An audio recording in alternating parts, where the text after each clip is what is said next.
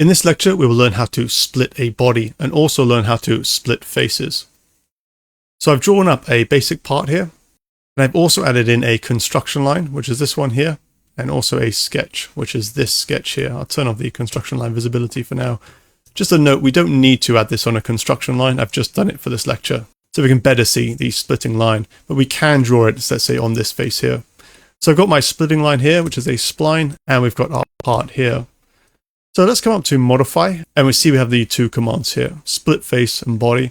So we want to split faces, we'll choose this one, or the entire body, this one. Let's have a go with split face first. And for this one, I'm going to select, let's go for this one, just going to select my faces. Okay, so I've selected my 5 faces. And in terms of the splitting tool, I'm just going to select my spline I've drawn here. And we'll see a preview there, okay, what looks like a plane moving through this. That will identify visually to us where this will intersect the faces I selected and create multiple faces, so split those in two. Let's press OK.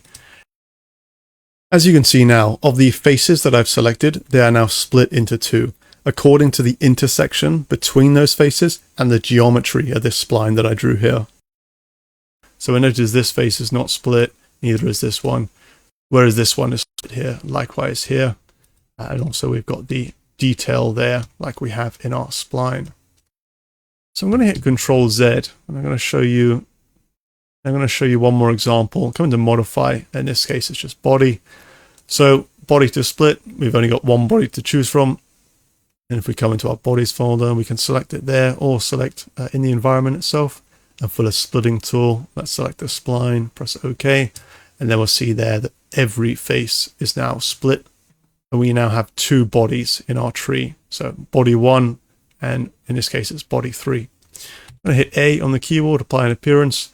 Let's go for green, let's apply green here and red here. Okay, and we can also assign different materials to both of these bodies as well. I'm going to go ahead and hide that sketch.